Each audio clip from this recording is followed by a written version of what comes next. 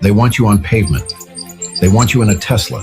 They want every road mapped, regulated, and paved. We refuse. From deep inside Appalachia, this is Camo Wars, defending the backroads.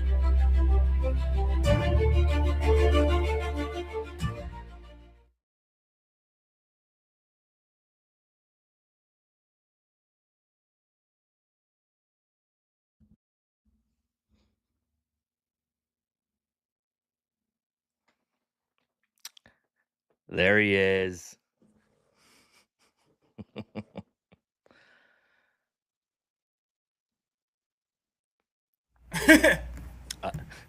What up? There you are. What's happening, do, man? do I sound extra crispy tonight? I don't know. Sounds all right, I think. That's good. Oh, you got a different mic, didn't you? Oh yeah, we went all in. We broke the piggy bank open for the old Shure. Nice. Oh, I got a question for you. what do you got? Butane, when you go to fill something, how long do you hold it? If you can't hear it filling, it doesn't have a sight glass, how do you know it's full? Till it goes. Well, it doesn't do anything. I just push it down on my lighter and wait like 5 seconds, and then well, I guess that's enough. Like it doesn't, nothing gets cold. Like I don't feel any gas transfer. It doesn't vibrate. It doesn't I got nothing, man. And it's just eventually this is empty, and I don't know how much I've wasted with the seal not working, And it's Yeah, I have no idea.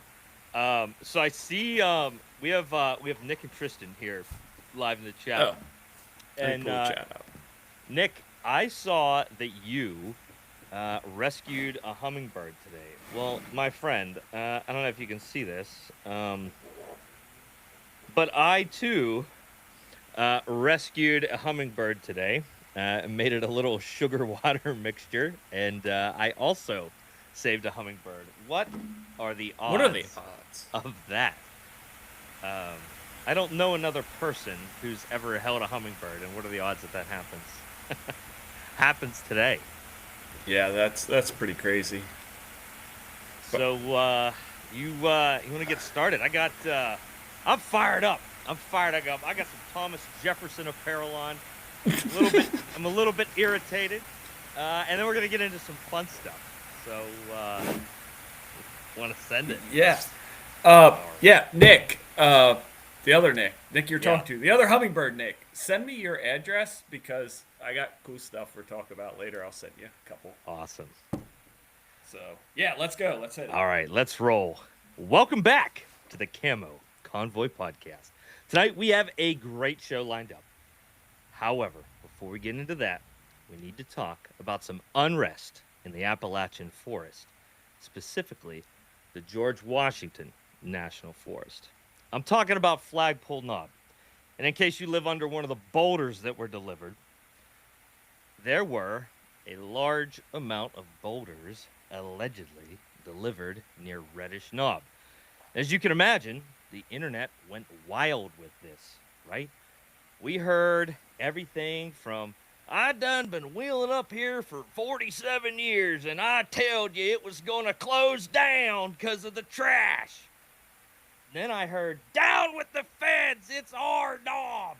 And then I heard people that wanted to kill the side-by-side guys, and all you overlanders up there bringing your Game Boys and making it into a party. That's how stuff gets shut down. Well, it started getting a little bit irritated, right? We heard everything from they're closing the actual knob on Flagpole Knob to Forest Road 85 is going to be blocked off entirely. I was tired of playing the game of telephone. So, as soon as 8 a.m. rolled around, I picked up my phone and I started calling. And I called everybody. I called the North River Ranger District, and I went up from there. What ticked me off a little bit was I received no answers until about noon. I made it all the way up to the Atlanta office. That's like the national level of forestry management for the USDA, right? Now, this sweet old lady actually provided me with some personal cell phone numbers I will not be leaking those, but they ended up being very, very helpful. Now, eventually, I escalated all this because I wasn't getting answers all the way up to the office of Congressman Bill Klein in Harrisonburg. However, I was abruptly informed that because I don't live in Congressman Bill Klein's area of control, that he wouldn't be able to help me. Now, this is coming from one of his constituents in his Harrisonburg office. But I do want to be clear: the Harrisonburg office is no more than 15 miles away from the trailhead of Flagpole Knob. But again, he can't help me. He told me I should call one of my own representatives. Admittedly, I don't know if John Fetterman could point to Virginia on a map, but that's neither here nor there. Finally, I get in contact with a wonderful person named Shelby. Now, Shelby is a ranger, or works directly with the Rangers, rather, at the North River Rangers Station, which is the Rangers district that controls Flagpole Knob in Harrisonburg. So, Shelby was available for me to actually interview and get to the bottom of what in the world is going on, right? So, here's what's going on. The Rangers have identified that travelers of Forest Road 85, so coming up Union Springs Road, are leaving the motor vehicle use map identified route. So if you guys don't know what a motor vehicle use map is, essentially the Forestry Department is going to publish a map that is going to highlight what is a road and what is not a road, right? And what was happening was folks were leaving identified roads and they're making their own roads. So when they do that, they create an unauthorized path and an unauthorized trail in multiple areas. And they did this near the summit of Forest Road 85, the entrance to the actual vista of Flagpole, and some muddy areas as you head into Reddish Knob. So the Rangers refer to these cutoffs as social trails. Now I call these a Nefsun trail, right? Because only a cousin-banging midwit with an IQ that is too low to even register on a thermostat goes into a national forest and decides, you know what? I don't like the road that's here. I'm going to be selfish and I'm going to make my own road, right? So these are the people that we have to deal with, right? See, it's that easy for things to change like that and boulders to start showing up, okay? Now, at this point, I'm like, okay, so this is all happening. Everything that I've heard up into this point is true. The boulders are true. People are leaving the trail, and something is going to happen. So I said, Shelby, what is going to get closed off? And the first thing that I wanted to confirm, Flagpole Knob, the actual vista, will still be open to motorized travel. You will be able to drive up Union Springs or up Schweitzer Lake, or if you're afraid of off-roading, come up Reddish Knob. That's actually gotten a little rougher than what it used to be. But yeah, still, you're not wrong. And you can drive and camp at Flagpole Knob just the same as we always have, okay? On the Reddish Knob side of Forest Road 85, there's a natural area which kind of looks like a meadow. It looks a little bit overgrown. That already has some boulders, but that's going to be bolstered up to ensure that there's no vehicular or motorcycle activity, right? I guess some folks had taken it upon themselves to try to get in there and set up camp in a big grassy field. Why you would do that, I don't know. Also, approaching Flagpole Knob from the Reddish Knob side, the various offshoots and mud holes. I'm sure you guys have seen this. This would be after the meadowed area. If you're coming up from the Reddish side, it'll be on the right. There's all kinds of mud and junk and trees and stuff. Anyone with half of a brain could pretty much look at that and say, well, that's not a road. But unfortunately, we're dealing with the Nefsuns. So that area will get a bouldered guardrail. Again, Flagpole Knob Vista will not close to vehicular traffic. However, the roads and social trails that lead up to and around the vista of Flagpole Knob. So those little offshoots through the woods, you can kind of see them on, I believe, the eastern side of the summit of Flagpole Knob. Those are going to get bouldered as well. So there you have it, right? But what we got to look at is how did we get here, right? Because I don't know about you, Aaron, but I didn't hear anything about, hey, you guys probably shouldn't do that. Nope. It just Didn't hear a word. happens. Just It happened. just happens. And that is how all of this works, right? There's so much bureaucratic stuff happening. And it's not the Rangers on the ground, it's not their fault. Their job is to say, hey, boss, this is what I'm seeing. Because if they don't see anything, then they're not doing their job. They're going to hear it from their boss. So their boss's boss says, hey, this is what my Rangers are telling you. And the boss's boss doesn't see the forest, right? So now we have these layers of people. And you have this game of telephone, which we saw happen, right? And now there's this horrible problem that needs addressed, which I agree. These are issues we shouldn't be doing. And now we have boulders that got delivered seemingly overnight. But you know what? Something really pissed me off. Because as I'm reading comments online, there was a rumor that started to show up that Forest Road 85 itself, leading up to Flagpole Knob after Schweitzer, would be closed. And the reactions weren't, what can we do to stop this? What has happened? Who can we talk to? The reactions were, I done told you, that's what happens. That's not what happens, right? The more that you normalize closing something as management, the easier it will be for closures to be considered management. And that's not how this works, because as soon as something closes, you're never, ever getting it back. I can promise you that, especially in today's world. If any of these areas ever closes, you will never off-road, overland, or camp there again. So we cannot be complacent in, well, you know, hey, I mean, I told you. We can't do that, right? I also watched dozens of people just completely talk out of their ass and outright lie. Okay, why? Either lead, follow, or sit the hell down. Because all of that created a cascade of BS that you had to wade through. I saw a dozen different stories, and none of them actually went to the source and talked to anybody that knew what was going on. It was just, well, you know, old Polly up on the hill, he saw them rock. It's all bullshit, right? So, Yep. What do we do? Where do we go from here? As you can tell, right, I'm a little bit animated about it because it's very important to me. It's very important to Camo as an organization.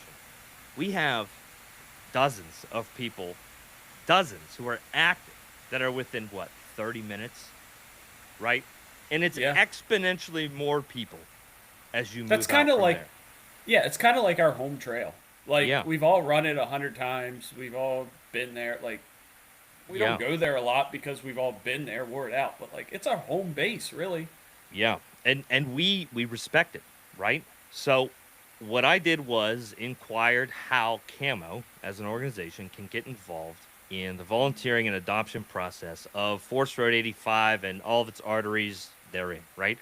I don't know what that's going to look like, but that's what I'm pushing for, because we have the people, we have the ability, and the desire to. Yeah, and if we have to go knock on doors because Jim Bob shows up in his XJ and starts tearing stuff up, well, guess what, buddy? we have the people. Self-police. Exactly. And you know what? If that's what it has to come to, that's what it's going to come to. But that's what we have to do. And we have to police each other. If you're up there and you see somebody being a jackass, it's your duty to say, hey, jackass, cut it out, right? And if they cause legitimate damage, we need to identify these people and they need to be prosecuted. They need to ultimately be paying for the damages that they create.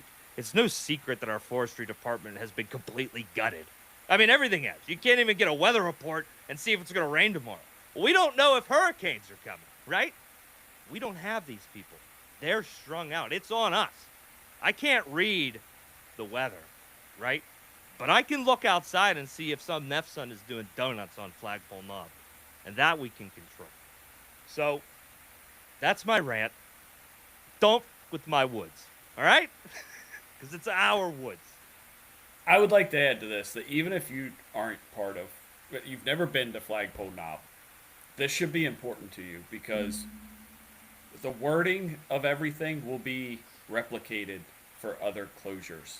as soon as it happens and they get one trail, they're like, okay, this is what the legal stuff says to close this, and they will copy and paste, and we'll lose big levels. We're going to lose Peters Mill. We're going to lose Tasker's Gap. We're going to lose, what else is in Virginia?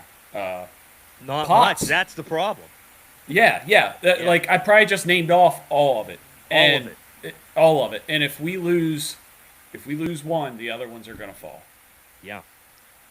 And if you don't know how to read a motor vehicle use map, learn. All right, and we can maybe talk about that at another time. Some admins from some local Virginia groups maybe should do some studying on that as well before they cause trouble for the rest of the Virginia off-roaders and overlanders. But we have some friends that covered that in a little bit more detail. Now, we've been negative and I've been yelling enough, right? But we actually have some really fun stuff. As a matter of fact, this is... I'm really excited for this one. I am really, really enjoyed this. So, tonight's topic is stealth camping. Dude, stealth camping is so fun. And for anyone that doesn't know what it is, Aaron, what is stealth camping? Man, I've been doing so much of this. I love it. It's like my new favorite thing. So stealth camping is camping in places that I don't know that you're not technically supposed to be there. You could maybe not supposed to be there, but like you're not trying to be known that you're there. Like this could be hobo camping behind your city welcome sign to Cracker Barrel in an RV. Like there's some really big swings here with stuff. Yeah. But, like, man, I've been having so much fun with it. Yeah. And the big thing here is we don't want to knowingly break any posted rules or laws, right? Like we're avoiding that. The differentiation is we're not going to a national forest campsite. You know, there's some reasons that we might stealth camp. Like we've been behind the wheel for 16 hours. We need to sleep. And sleeping on the side of the highway is probably not where we want to be. So we got to find a spot. Maybe, you know, plan A, B, and C didn't work out for the campground you wanted to go to. And now you got to find something, you know. What are some other reasons? You probably have some pretty good ones yourself because you've been killing it. Poor. I mean, honestly, like I got a thing with hotels, you know, man. Like you never know what was sleeping in the bed the night before. You don't know what is crawling in that bed, what surveillance is there, what the parking lot's like. I'm sorry, man. I've never felt like I paid a decent price for a night in a hotel room. And yeah. I would much rather just sleep in the back of my van in a random parking lot, man. Like, just, the hell with the Hilton. Yeah. I agree. I don't like crowded places either. You know, like for me, I've stealth camped a couple times when I've had a plan, and it was kind of like my overwhelming plan A, and then it's just like awful. You know, it looks basically like a trailer park, except everything is white and hooked to a pickup truck. And I'm like, well, it's time to go somewhere else.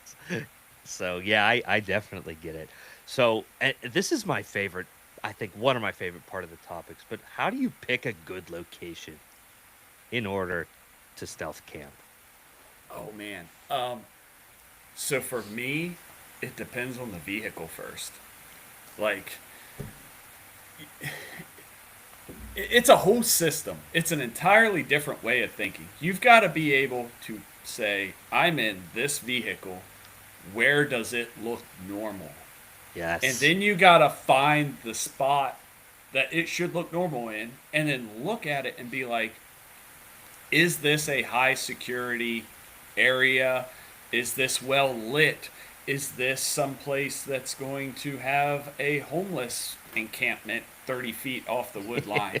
You know, is this a place that has a bathroom close by? Or if you get really lucky, like I did, a shower too. What else? Like, you're thinking about noise. Like I screwed up and camped entirely too close to the interstate recently. That's not fun to listen to. Businesses, man. Close by businesses. What day of the week it is. Like, you don't want to be in a church parking lot on a Sunday. I saw Nick's comment here, like, yes, church parking lots, Yeah. you know? But Yeah, there's so much to it. I think so. You brought up noise. That's actually one of the reasons that I don't like rest areas. Yes. If I have to like, if I'm tired and I need to pull over and like take a nap, right? That's fine. But let's say that my plan is like I'm gonna stop, set up, climb on the deck drawers or whatever, and sleep.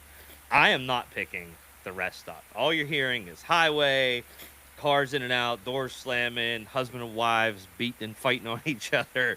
That is one of my actually least favorite places to be long term. It's good for a quick stop, but I don't like to try to sleep there. Yeah, actually, a couple weeks ago when I was running from the tornado in Ohio, we did the podcast, and I was like, yeah, I'm going to go another hour, and find a place. And I pull into a rest area, and I was like, this will be okay. I'll be able to get. It was like well off the interstate, like the backside of it got off. It was nothing but big rigs just sitting there idling. I was like, there is no way am I sitting. I'm like, I'm going to die of carbon monoxide before anything. It's like, even if I had a truck, I wouldn't have been in there. Yeah. So I end up going another 2 hours that night till 3 a.m. But we'll get there. We'll get to where I was. Yeah. Yeah, I think the city's tough too, man, because especially if you're not familiar with an urban area and you just wind up in the wrong spot, man. It's actually one of the reasons, and I have it as a note down here a little bit later, but I don't like total darkness if I'm going to be in the urban area, because total darkness hides you and other stuff. And I don't really like the other stuff. Yes. That didn't come out right. But I was going to let it go. What I meant was any trouble.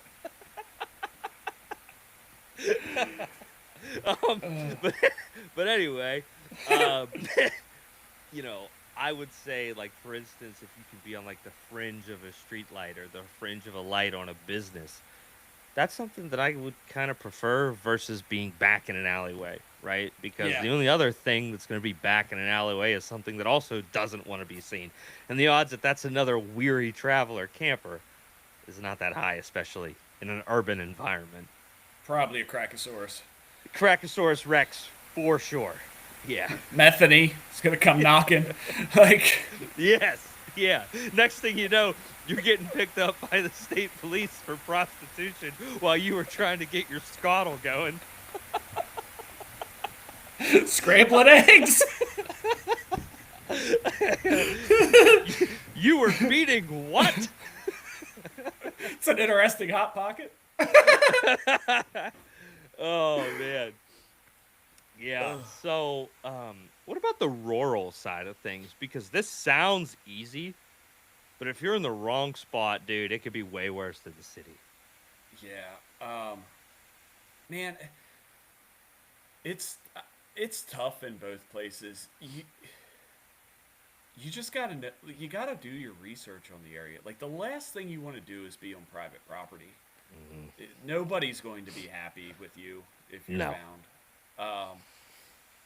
But there's also, like, abandoned areas that are, like, kind of you're supposed to be there, but you're kind of not. And, like, if you play the act right of, like, oh, I broke down, the hood's open, and, or you throw a shirt in the driver's window and you're sleeping in the back, like, you could get by with some stuff. You don't want to run up. Yeah, you don't want to run up some guy's driveway. Like, if you are not certain that you are on a road in a rural area, don't. Yeah, just don't. No, there are some places where it's way easier. Like, if you're in the woods, you're getting tired at night, like, just pull over and go to sleep. Yeah. Yeah, you gotta weigh your law enforcement like threat. Not Yeah. how often are they doing patrols? Right. Like Because even if, to your point there, just real quick, even if you're not yeah, breaking the law, you are a suspicious person, right? You're out of the ordinary. You're throwing their OODA loop, right? Because now there's this truck that's just chilling. Why is this truck just chilling? I saw it at the start of my shift, and I'm getting ready to end my shift, and that truck's still there. I think I see a light in it. What's that guy doing? So, if that's a risk, yeah, and I've been doing it with my whole family, my 2 and 4-year-old little girls, my wife. We're doing it in a white E-Series van. I didn't really put this together, but I was talking to my buddy in Tennessee, and his wife works for Child Protective Services, and she was like, "You're doing what?" She's like, "You are going to be caught for child trafficking. Like, it's not going to be a good situation." And then when I realized like where I was and like how quickly I could get out of the country from that location, like it would snowball bad, terrorize the children, like. I did it anyway, and it worked out. But like, it would have gone sideways so bad, all because I just poor and didn't want to get a hotel room. taking the girls and making them get blood tests before you can get your family back. Vacation's ruined. Oh, dad's in federal prison. No, actually, our feds don't prosecute that, so you'd be okay. Yeah, I got nothing to worry about. Oh, That's a mess too. Golly. So, speaking of, not parking a white Ford van outside of an elementary school, what are some ways? What are some ways that we can stay the gray man? Because you don't want to be. Well, I'll give you a perfect example. Most places, my frontier is not very gray man. It has goofy stickers all over it. It's got a big old snorkel. It's a little bit banged up around the edges, and it just looks like it's there to party. It doesn't look like it's there to blend in. So, you like to argue. So, I want to argue this, okay? Okay. I think your truck is actually one of the best stealth campers because it is loud. 100%. It is loud. It stands out. It's noticeable, but it's noticeable for like off-roading. It's not something you look at and go, "There's a dude sleeping in the back of that." Like That's fair. That's fair. and my Dodge is like this. So the Ohio trip, I go out and my Camperite tent cot fit perfectly in the back under the soft topper, opened up. Like it was really really nice. But I was able to pull into places and look, it's a 92 first gen Cummins. Like every Neff son's like, "Man, that's a Cummins, woo!" Like it gets attention. I cannot go get fuel without somebody saying, "I'm going to buy that truck." No, you're not. Get away from it. Anyway, I could pull into any of these parking lots and it would get the attention, but I could roll in the back. And unless somebody like was walking past and heard me sawing logs, they would never think I was in the back. Yeah. I think it depends a lot too on where you Yeah, park. Like location matters. I'm thinking like let's say that there's a plaza that's got like a 24-hour fitness over here, the Chinese buffet's here, and that weird massage place is there, and the Dollar Tree's over there, right? That's basically every plaza in Appalachia, all right? Yep. It's funny you said that because I borrowed some power from a particular massage place recently. Oh, good. The white van at the massage place. Excellent. Yes. Oh, Stealing electric. To keep the drinks cold for my kids. so, if you have, like, let's say that I have the Frontier there, right? That isn't like a gray crossover that nobody recognizes as thinks a single thing of, It's at least something that's like, oh, that's different. So it's not a deal breaker, but it is something to be mindful of. Your built out overland rig is already different in some capacity than a boring car. So even like for me, like in that scenario, I'm probably parking by the 24-hour fitness. If I Yeah. park over by the massage parlor, the police are coming. Yes. Yes. You know? Yes. But if you're by the 24-hour fitness, it makes a little more sense. So there's a car there, whatever. But again, you have something that can be recognized. Why is that thing there? That guy's putting in, 8 hours on the treadmill. So, I think that there's a rule that needs to be talked about right now, and that is with stealth camping spots, you only stay one night. Mm-hmm. You never stay twice. I've broken this rule at my last spot because it was so good, but it was also why I didn't stay a third day. Stealth camping, you roll into a spot, you use it your one night, and you move on. If you did that at the Planet Fitness, you're probably not getting bothered. If that Right. truck is sitting there for 4 nights in a row in front of the Planet Fitness, somebody's going to come knocking. Yep. Yeah, absolutely. And, adding to that, the later that you arrive, in most cases, Yes. the better. And the earlier you get up. You come in after everybody goes to sleep, and you wake up before the people are on the road for first shift going to the factories. Like, they start at 5 in the morning most of the time. There's people on the roads at 4. Like, you better be getting on the road in that time period. Exactly. And there's some other things to look at, too. Like, don't be setting your camp chair up outside and reading a book outside your vehicle. Yes.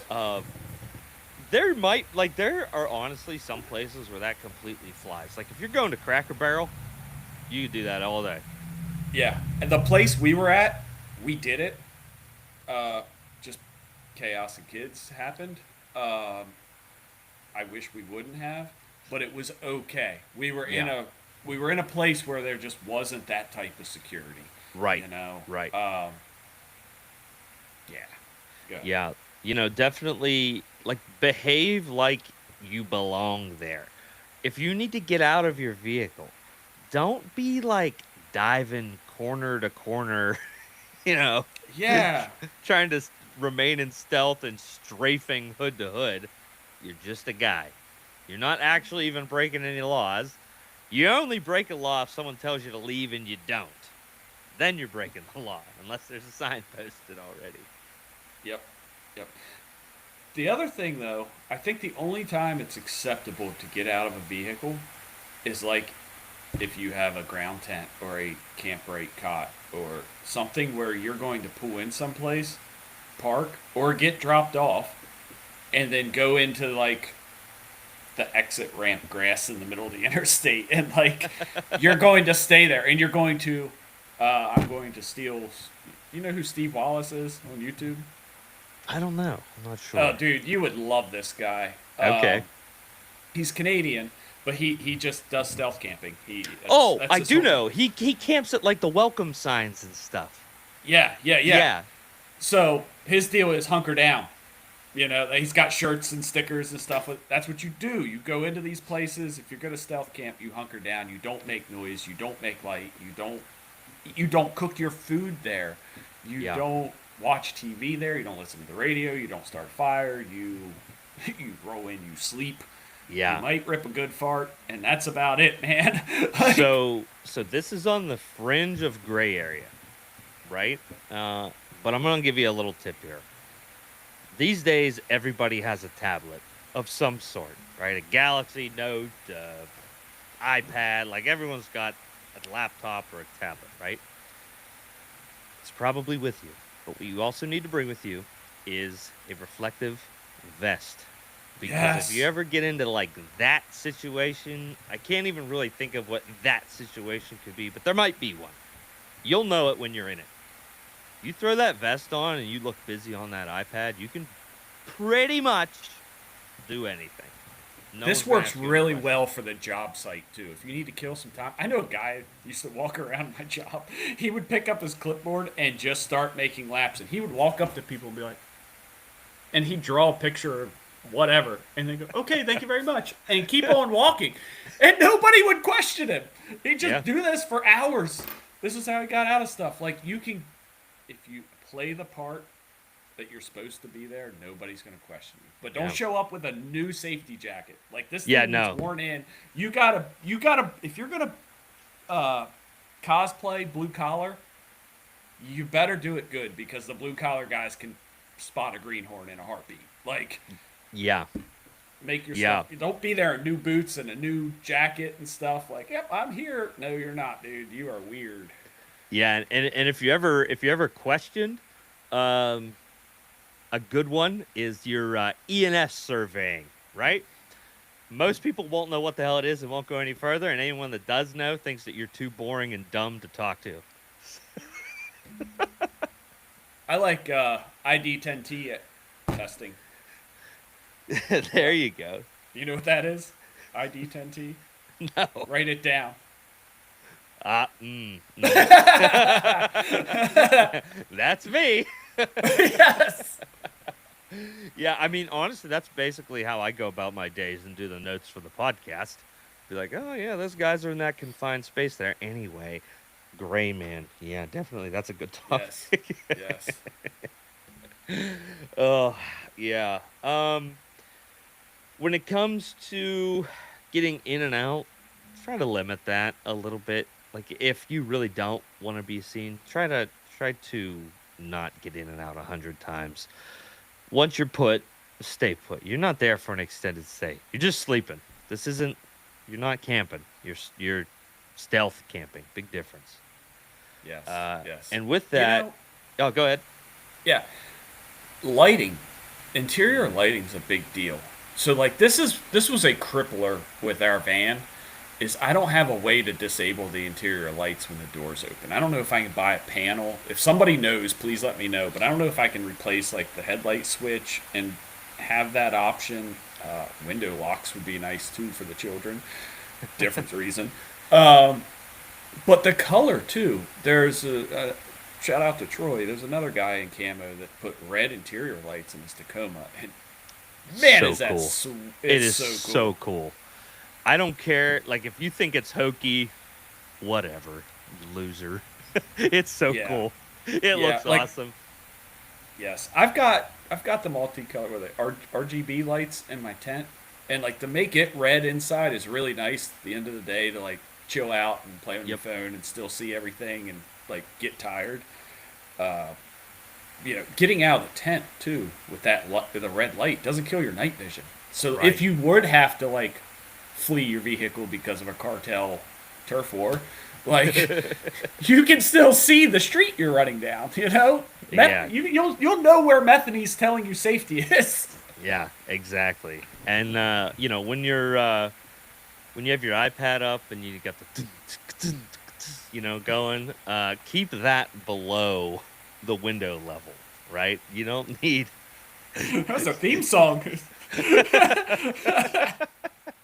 Yeah, when you're just a terabyte deep into Starlink, on page 74, keep your brightness down and keep it below the window level. That's gonna help. It's gonna help tremendously with light and noise pollution coming out of your vehicle. Actually, blackout Windows stuff. There are people making.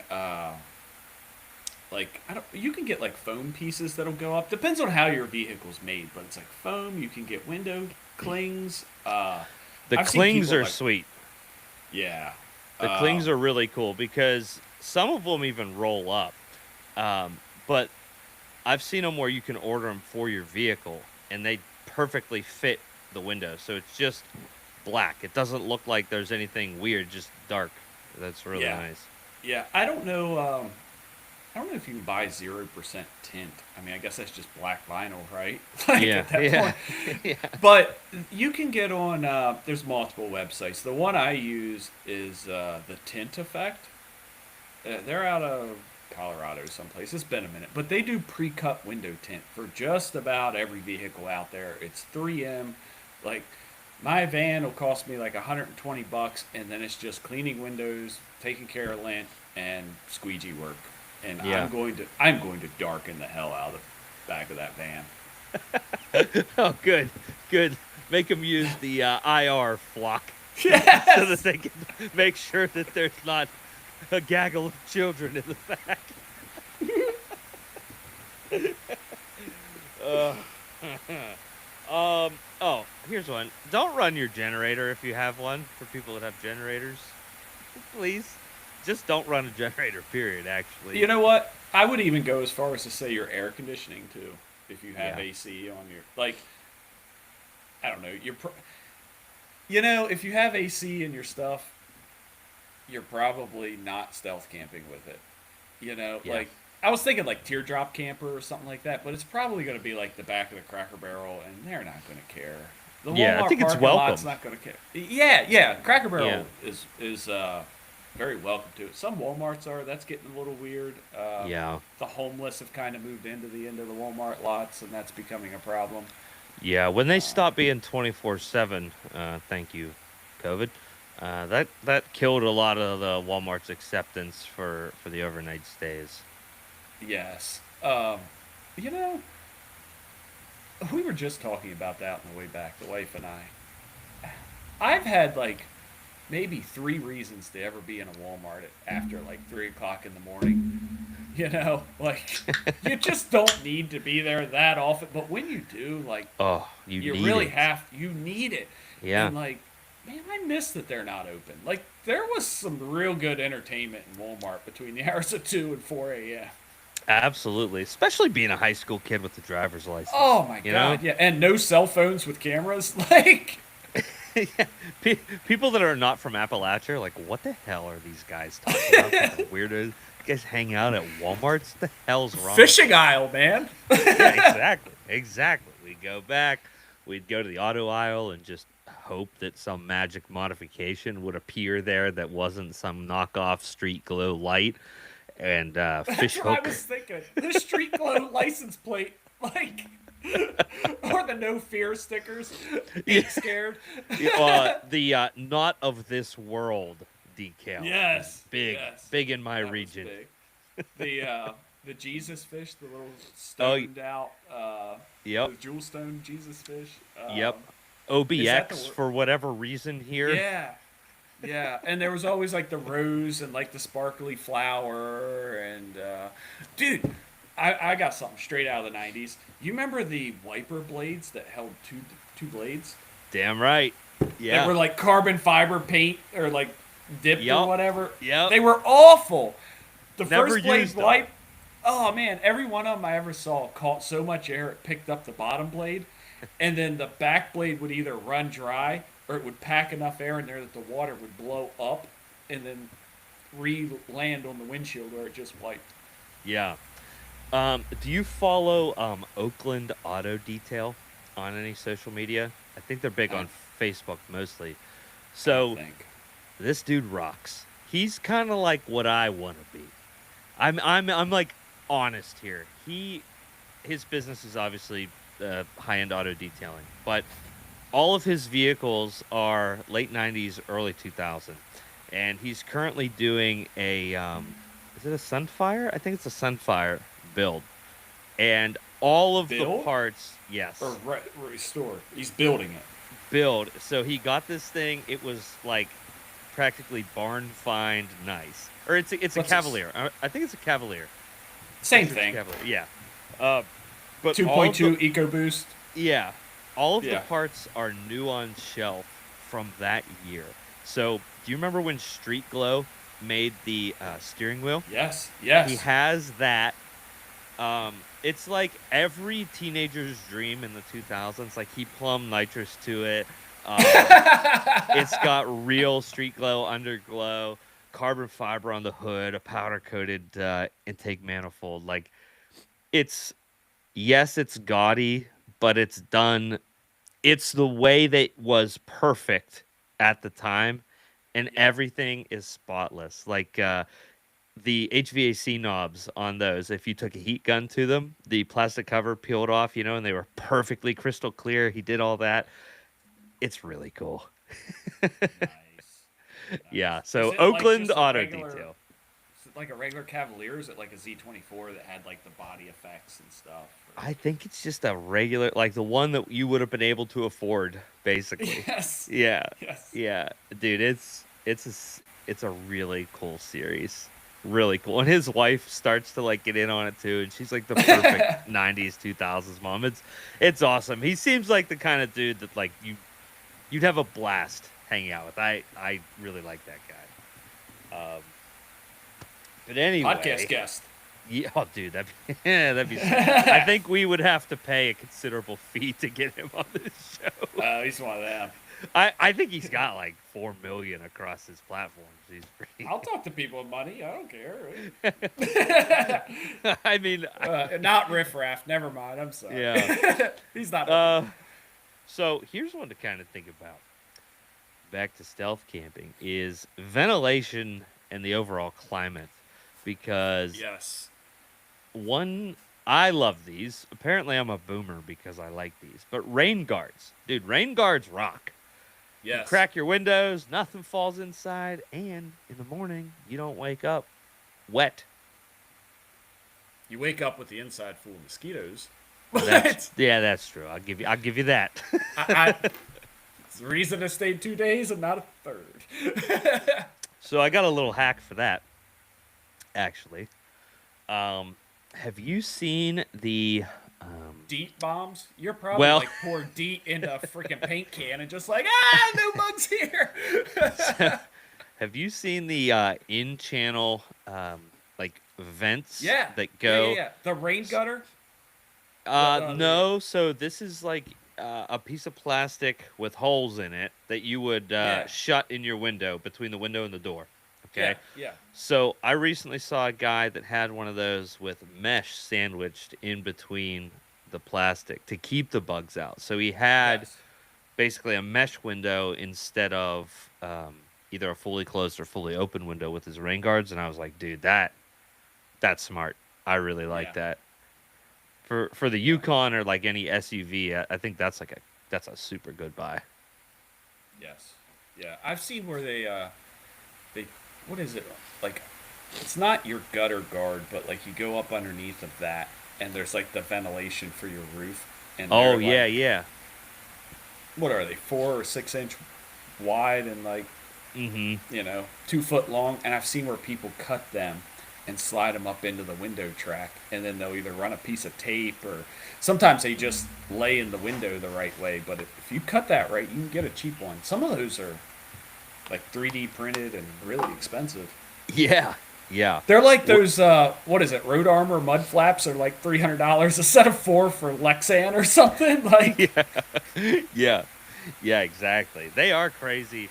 I think Rally Armor is super expensive. That's a one. And then there's like it's the exact same thing. I think it's rock blocks. They're like half price. It's just you have the little RB instead of the RA. yeah, guys, go buy the sheet of this stuff. Cut it out. You're gonna have like 4 mud flaps and enough to do like 2 or 3 more trucks for what, Yeah, for like $50? $20. I was gonna say yeah. $20 to $50 max. Yep. Yeah, exactly. And mud flaps kick ass. Yeah. So some other things, and honestly, like a lot of this stuff for ventilation and climate is really just car camping. Like this is your comfort stuff. So Yeah, like a little fan is always great inside of a vehicle, because if you've never slept inside of a vehicle, if you're nasty one night, that shit is musty in the morning. Like it Yes. really is. So we ran the side middle windows of the van are really nice. They just got like a pop out cam thing that opens them up like 3 inches, so I don't have to Okay. worry about like rain really blowing in or anything. I thought that was going to be like the tell that there was somebody sleeping in the van where we were at. Like somebody rolled through the parking lot. Why is those windows open? But it also wasn't real obvious either, Yeah. But we ran a fan, just a little, 12-inch round fan, blowing towards one of those open windows, like as an exhaust fan. So it drew fresh air in. I didn't have a good way to put it by the intake, so I just made pressure to go towards that window, and it kind of like blew it out. And you could feel it blowing new air in. on the other window. Nice. What else here? Cold weather. Man, I'm probably not setting the diesel heater up, and I'm also probably not running the truck for the heat. I think this is where having a power bank and a heated blanket is really nice for stealth camping. Yes, but that said, you got you got to make sure the condensation is kept under control because nothing will give away that somebody's sleeping in a vehicle like a frosted over window and nobody else's is frosted up. Yep. Or condensation inside. Like this is dead giveaway stuff. Yeah, that's a great tip. Keep the fans going for sure. They don't have to be big at all. You just need to move air out. Yes. And they need to be quiet. You probably don't want to run your 3-inch blower duct, Yeah. sucking air from underneath. I mean, like, you want something that's going to be quiet, little, Yeah. sound like rain on tin roof. So I saw a really, really cool tip for this. A guy had 3D printed I guess you'd call it a bezel, maybe. But basically, the way that he camped was he folded the seat back down of a full-size pickup. I don't remember if it was a Ram or a Ford, whatever lets it fold down. Yeah. And the bezel went on the cab vents, and he put a fan on the cab vents to blow air. He could either suck air in or blow air out, and I thought that was freaking smart.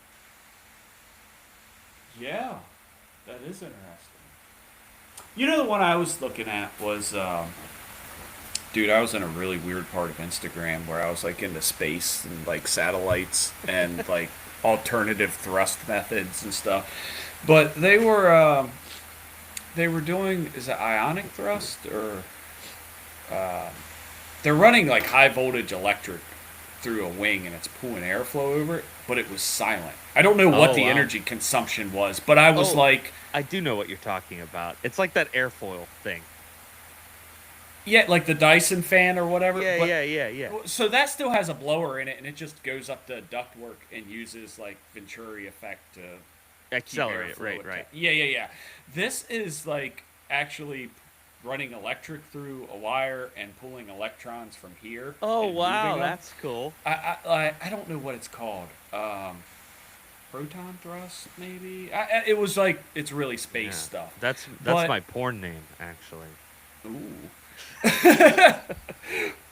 But this guy was using. I'm going to move on. There was this guy using it on like a model airplane wing, and it was like modeling that this was actually like a feasible thing that's going to come. And I was like, man, that would be really nice to put like in the ductwork of say like a Sprinter van for ventilation to be able to turn that on. There's no blades. It would just be this gentle airflow with no chopping. Like that's where your noise comes from in a fan is the air being cut. Right. There's all these vortices being made, but with this type of propulsion, like it's just grabbing it and moving the whole mass without chopping it up. And I was like, that would be super cool for stealth camping. That's sick. I'm glad you said that so that my phone will give it to me when we get off air and I can scroll. It'll be there. So thank you. You'll put a big thing up here and be like, this is what he's talking about. It's thrust. That's okay. Oh, all right. Here's a good topic here. Stealth cooking. You're not microwaving fish. You're not making smash burgers. You are eating Pop-Tarts, Doritos, peanut butter jelly. You might get away with a bagel bite in an air fryer. But again, you are inside a vehicle, and when you cook, you release moisture from your food. And you are going to raise the humidity in your vehicle now. Yeah. And it is not going to go away. No. Do not cook in the sleeping chambers. No. The bed of your truck, though, like let's say you sleep in the bed of the truck. You can get away with this. It's going to be all right. Yeah. You know what an interesting, like if you have battery banks, the old George Foreman grill. I've got one. Yeah. That'd be a pretty slick stealth camp. You could have that burger. You might bring all the cats to the yard. I don't know if I want a George Foreman burger. Listen, I grew up poor. I had lots of George Foreman Dude, burgers. same. Like, I'm not against it, okay? I've just come across better ways to make burgers, okay? Like, it'll work. Yeah, okay. But like, Was it the Atkins diet where you weren't allowed to have fat or whatever when that got popular? So it was like, look at all the fats that's not going in. You had a little drip tray. yeah. Definitely had the drip tray. And it was like, yeah, I remember that. It was the grossest thing ever. And then they went from that to keto, where it was like, just fat. Just eat fat. You'll be Eat fine. fat. Yes. Do not monitor your caloric intake whatsoever. Eat the fat and the cheese. Yes. I think yeah, there's reasons for both, but I think if you are gonna cook, right? Let's say that you are inclined, like you want the damn burger. This would be where I'm gonna seek out like a day use area before I'm even getting to camp, and I'm gonna pull in there and I'm gonna cook, and then I'm gonna leave. yes, this is the rest area with the trucks idling. Yes. Nobody's going to give a shit about you frying burgers on the tailgate at this point. Absolutely. You don't want to do this at the Planet Fitness parking lot. This is like, maybe go down by the river and cook burgers with a fishing rod out. Because whether you have your license, definitely have your license, but whether you're fishing or not, like, it's just an excuse for you to be there and nobody to hassle you. Like, Exactly. If somebody comes along, hey, I'm fishing, I'm making burgers, I'm going to be out of here in the morning, Yeah. Nobody's going to bother you. Yeah, and if you're in the woods, like I feel like this is just camping, just follow proper camping, But when we're in the urban areas, you're kind of becoming a spectacle if you start cooking outside. I would probably just stick to the dry goods. I think that's gonna suit you better, or just drive up the road through the drive-through. Don't even cook. Man, I tell you what, I can't do fast food anymore. I really, McDonald's is a never. Oh, never. Arby's even went bad. When they went from Pepsi to Coke, it's like they changed everything. Their fries give me the worst heartburn now. Like, I don't do Arby's anymore. Yeah. Honestly, Wendy's dude, is like, it's the shitification of everything. All of those restaurants absolutely suck. They do. They really do. Anymore, unless you go inside and order something, and even then, it's still microwaved Costco food. It's just who has the better presentation. Oh, dude, you know what pissed me off?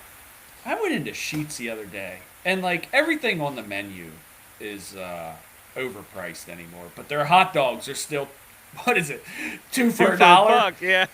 Yeah.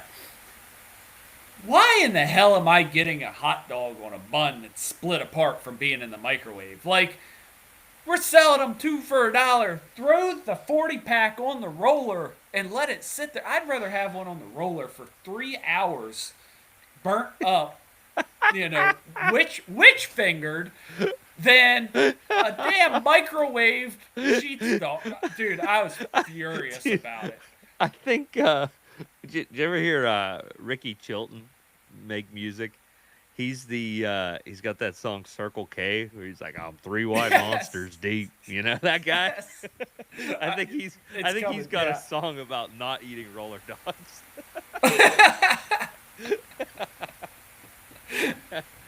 I can't say that. I got a really good roller dog story, but it's got to be off air. Well, here's the thing. Station, so. If you eat a roller dog, you're going to have to go to the bathroom.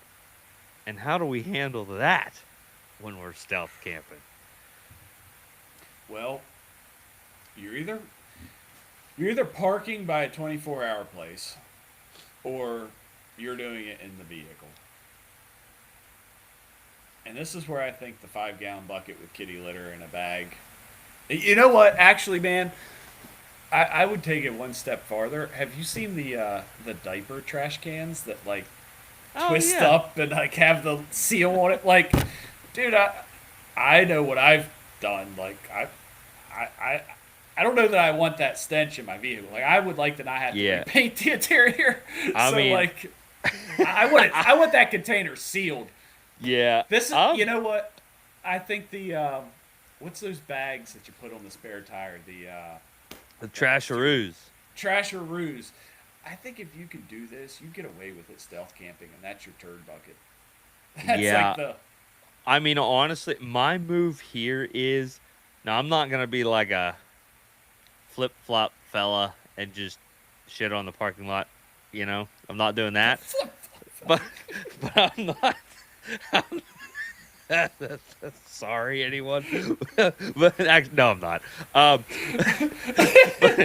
But I'm getting out of the truck.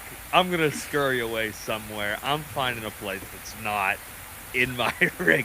Now, if I gotta take a leak, you know, I'm just going off. But if I'm doing the other thing, yeah.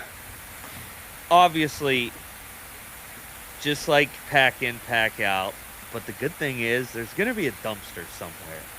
I'm taking that thing to the dumpster. It's not sleeping with me. It's probably the middle of the night, and if it's not, then it's early enough that I can get into a local business and take care of it there. I think the biggest thing here is don't make a mess and like leave toilet paper and your mess all over the parking lot. You would think that I wouldn't have to say that, but go to a parking lot in the city, it's all over. So actually, surprisingly, the place I was at this past week, outside was man. I got to be careful how I say this. 'Cause Yeah. I don't. This is a really good spot I'm going to use again, so I don't want to give it away. Yeah, right. And it's one of those. It's like, like there was a high risk, high reward thing there. Yeah. So I was close to a point of interest in a general direction that had a trail through some vegetation, and I explored that while the kids were getting dressed and making entirely too much noise. But that's a different story. And there were the white flowers everywhere through there, and I was blown away by it. Of just like where we were at, that should not have been there. Yeah. Especially with there being a bathroom with shower, and it's always unlocked. It said emergency shower. It was there for chemical Yeah.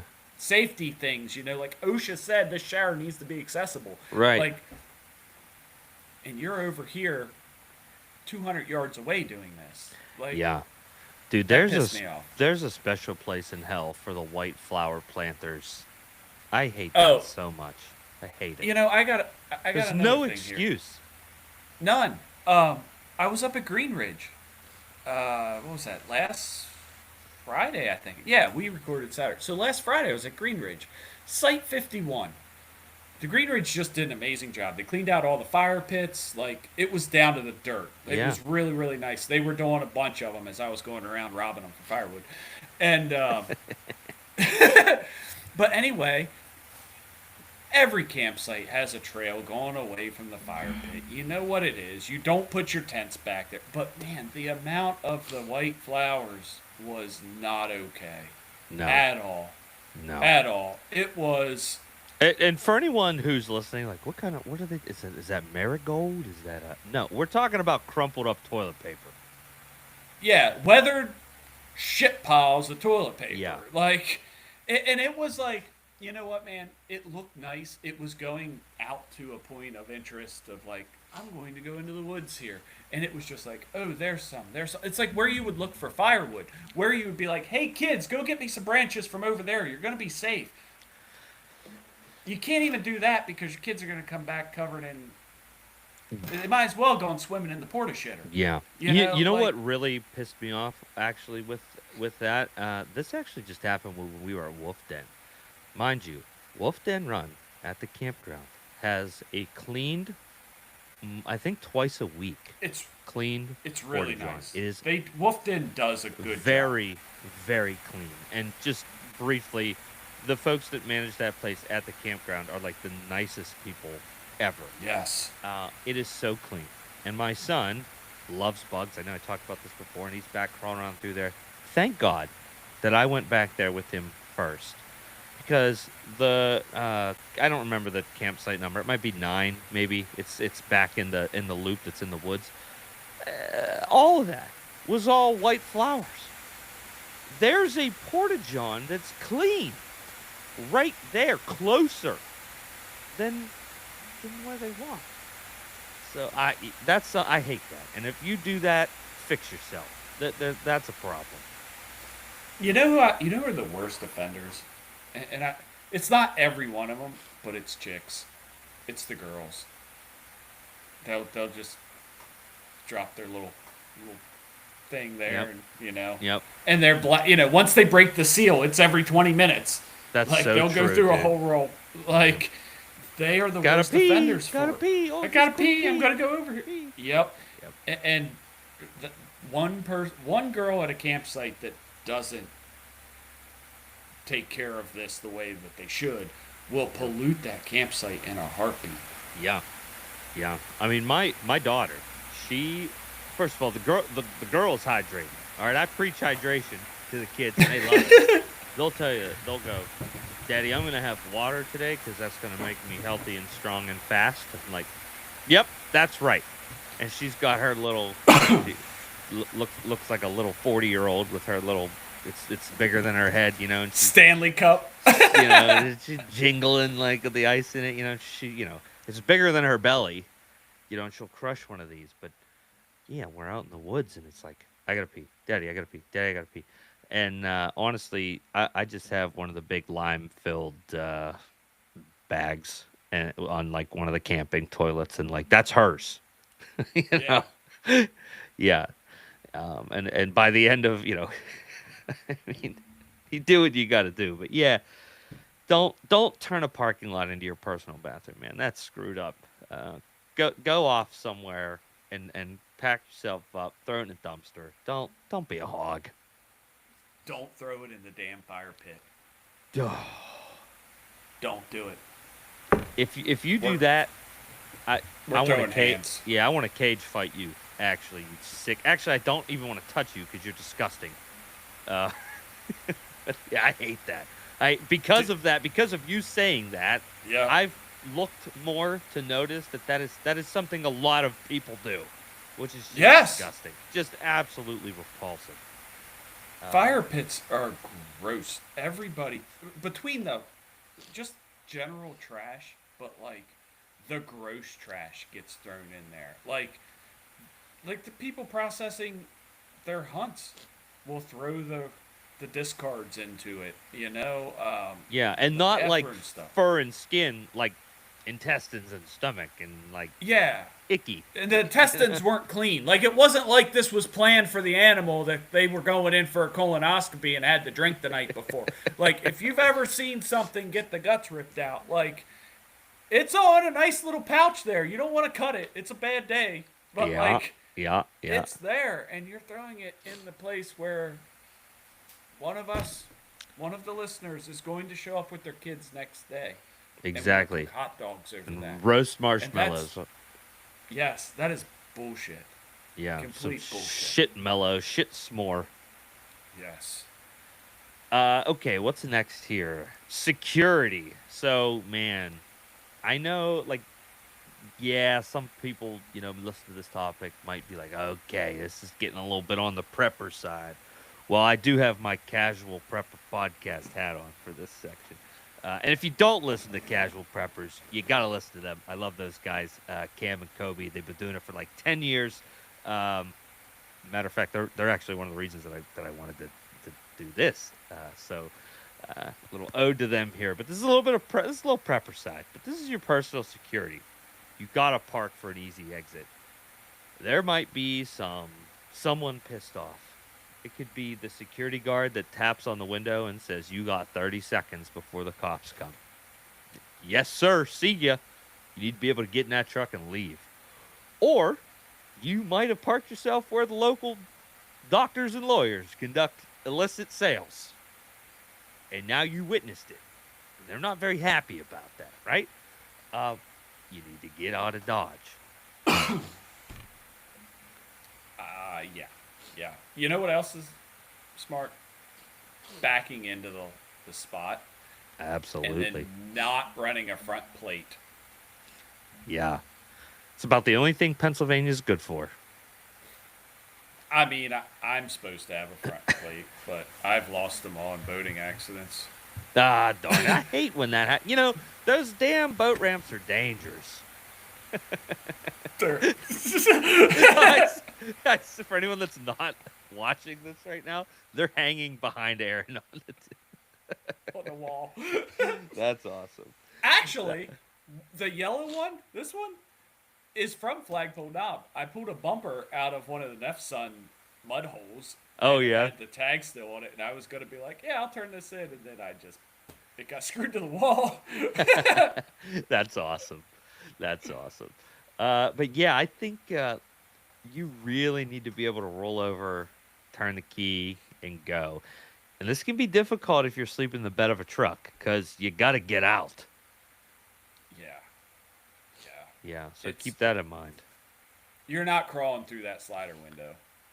No, unless I'm it's like, don't the Tundras go all the way down? Dude, let me tell you what. Why do we not have back windows that are power and pickups now? Like, I think Tundra did it, but why did that not pick up or like catch on? You know, Yeah, like, how nice would it be to just the whole thing? My last F-150 did it, but it was only just a little square. Oh no, I want the whole window. Just me too. Why? I don't know. It's a flat piece. Like, it should be tracks, rubber. Like, let the thing go down and let the dust come in. Like, it's yeah.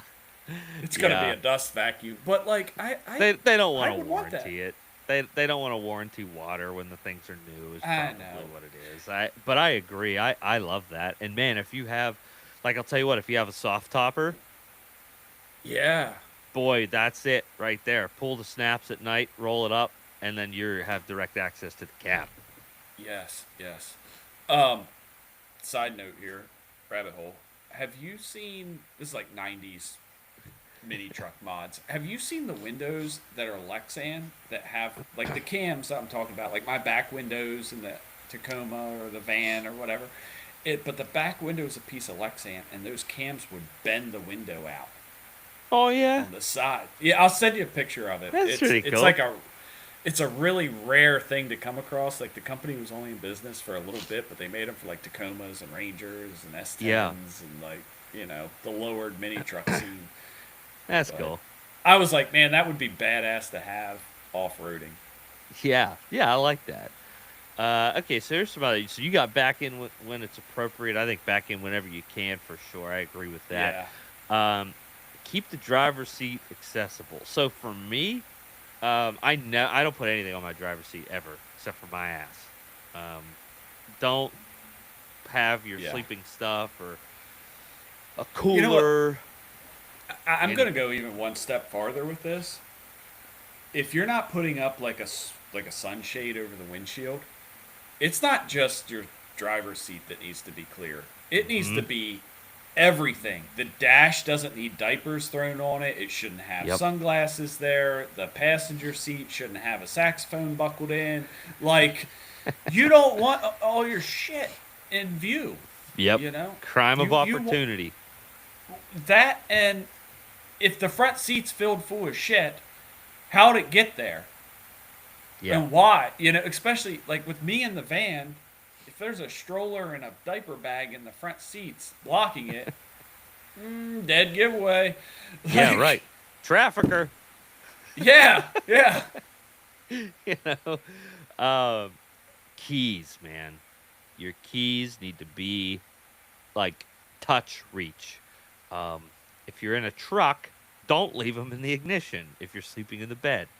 However, like in an SUV, get your doors locked. I mean, I do. I mean, I guess someone wants to come and rob me.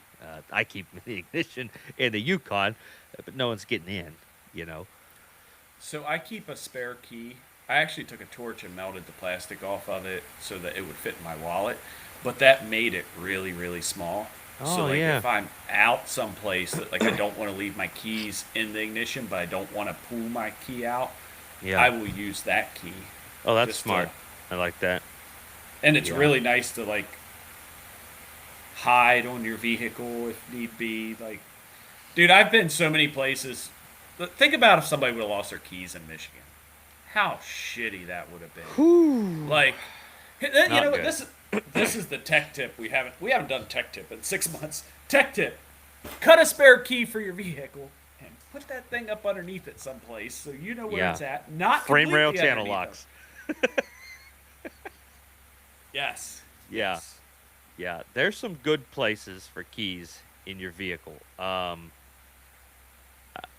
don't want. I don't want to give mine away. Yeah, no. You're probably the same boat. So like, you'll know it when you see it. Yeah, yeah. There's good ones. Yeah, I'm gonna leave it at that. The gas cap is not a good one. The hitch is not a good one. The hitch is a terrible one. Everyone looks there. The other one that everyone looks is the little tube for the chassis brace over the wheel arch. Yeah, we know you put it there too. Don't put it there. Don't put it in the hitch. Not Yeah. the top of the tire. You know? Yeah, right. How many? exactly. How many? Dude, I live so close to the C&O Canal. I see so many people get out of a vehicle, not check their surroundings for who's around, Yep. take their keys and put them on top of the rear tire, Yeah. and then go run down the canal a couple miles. And it's like, Yep. What are you doing? it's right there, man. Your keys, the keys are there. We all saw you put it there. Like 40 track team from the high, or 40 of us from the track team are there running from the high school. We just saw you do this. I guarantee you, 12 of them are at least hood rats. Like, Oh yeah, They know absolutely. about it. We're Yeah. all going to run down the canal. They're going to hang back, and those kids are going to come right back and ransack your shit. Yeah. Like, Yep. I will. Okay, I will give one good one. Okay. Go ahead and take that key and give it just like you can put like a paper towel on it, and then like some electrical tape, and then the cover of your fuse box is quite a nice oh crap key location. Because worst case scenario, you got to pop a window out if you locked yourself out. But that's like a pretty good fallback for a tertiary Well, key. I don't like that because that assumes you can get into the vehicle. Yeah, To be this able to is get to the fuse block. So this like, is more like the I've locked myself out, I've lost my keys, was in a boating accident, but there's always a key with this truck somehow. That is one that I have deployed, but I don't have a better spot now. And that works okay, but again, you'll be able to get into your vehicle. So you're sacrificing a window or another way. the smallest window of your vehicle is not the cheapest one to replace. Yeah. If you have to break a windshield or a window, you break the windshield. You break the common window. Every Tom, Dick, and Harry's going to have a new windshield for your 2020 Colorado. Yeah, but then you gotta drive it home.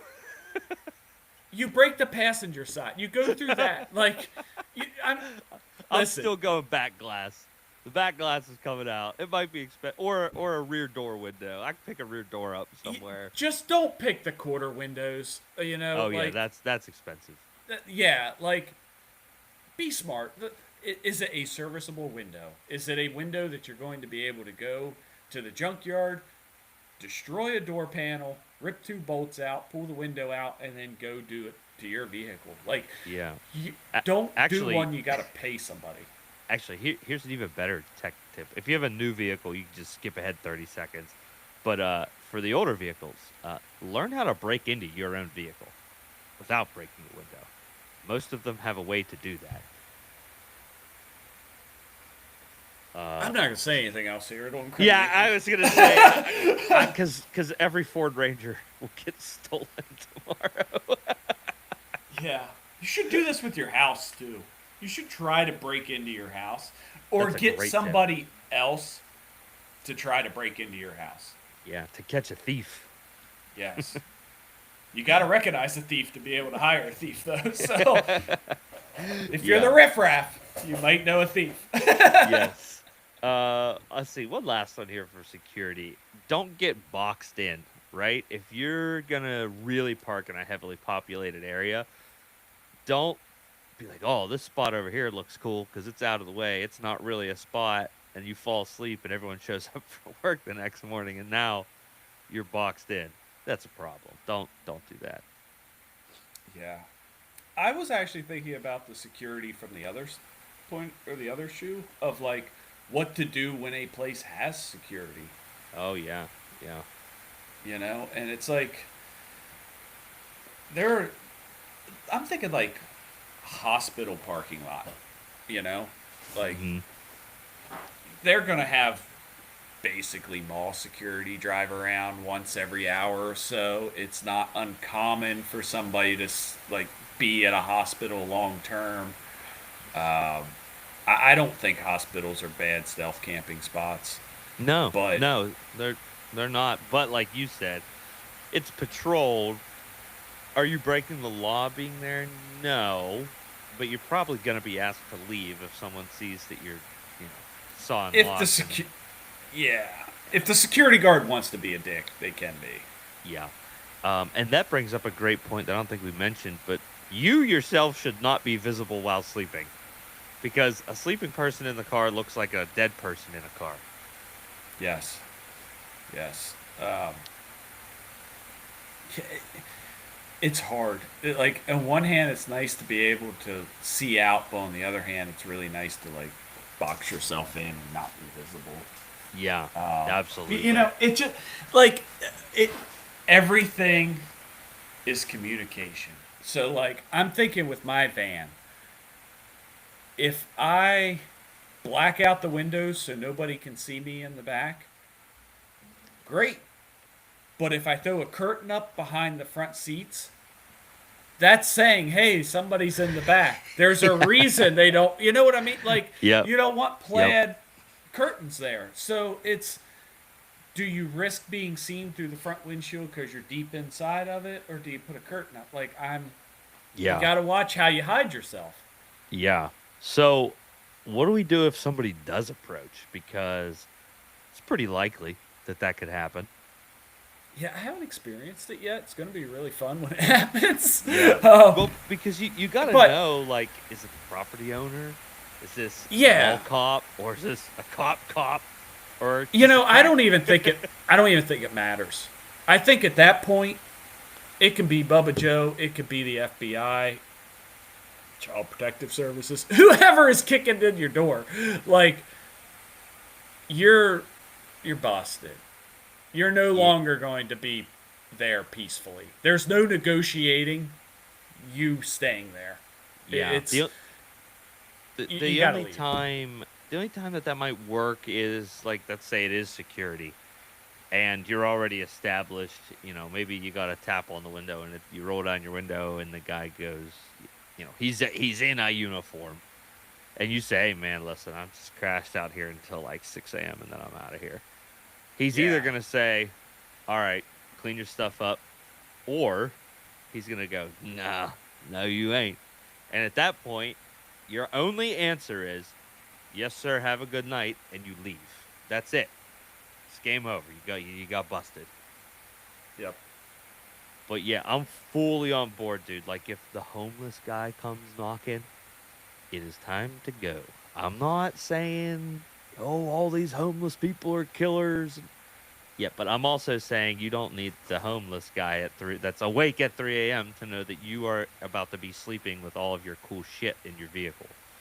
It's time to go. Yeah. If anybody knows you're there outside of who's inside your vehicle, you have compromised security. It is abandon this. GTA, you just got 5 stars. It is time to roll. Yep. And treat it like that too, because you don't know. Like, I know in our region it's really not that likely unless you go into some of the bigger cities to, like, get jumped.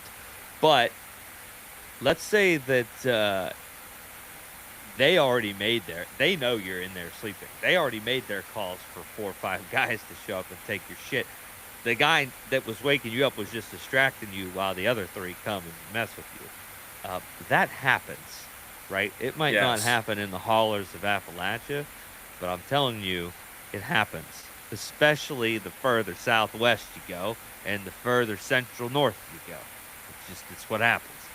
Uh, you really run the risk of like get yourself hurt in a real dangerous situation. So as soon as you see somebody, it's time to get out of there. Like I said, the only caveat to that might be if you're in a place like a hospital and security goes, "Hey man, what are you doing?" And you tell them, "I'm sleeping, I'm sorry." If they say, "All right, have a good night," yeah, you probably go back to bed. You're in a Yeah. controlled lot. The guy that's in charge says you're good. You're good. Other than that, beat feet. Yeah. The other thing too is like, if you do get busted and you end up on the road at 1 o'clock in the morning, chances are the car that just came up out of nowhere behind you is running your tag. It is law enforcement. Yep. And you're the only guy on the road and he's bored. Like, if you are Yeah. looking for a place to stealth camp and he can look in the back and see you've got a bed set up and everything's there, like, he knows what's up. And he's Yeah. going to radio all of his other buddies in the area and be like, hey, there is this easily identified vehicle with a bed in the back. Check it when you see it. Like, at that Yeah. point, the town, the jurisdiction is Yeah. too hot. Yes. You are leaving the county. All right? Yeah. Like, what? You are getting the hell out of Dodge. Is Yeah. what's happening at that point. And in all honesty, the smaller the city, the more important what you said is. Because the cops are texting each other versus some guy just got shot over there. You're not really a big deal, but you at least got highlighted. Yes. So Resort towns are going Oh, to yeah. be on this shit. Like, everybody's coming to these places. If money's coming in there, it's a vacation destination, whatever. Like, you gotta come in late, but there's a window of like normal late and 2 a.m. late. suspicious. Yeah, like the white van pulling into the abandoned church parking lot in a resort town that doesn't have any other vehicles in it ever. Yeah, that cop's going to run your tags as he comes through when you pull into Yeah. the Royal Farms when he saw you pulling out. Like, it's Yeah. you can't you really got to hit that window. Here's another one, guys. This is kind of polarizing, but it's true. Don't be parking in the view of or around any automatic license plate reader, LPRs or AI cameras. So this is like your flock cameras, your Axion cameras. Don't do that because we are well within the realm of technology where like ping loiterer, and the cop shows up. So there's a really good service for this. It's updated pretty well. DFlock, I believe it's dflock.org. You can look at a map of where all those cameras are. And I would strongly suggest that you do not camp in any proximity to any of those. Yep. Get yourself on a hot list, which you do not want, because then it could be 2 weeks later and you're just chilling with your family going to get ice cream.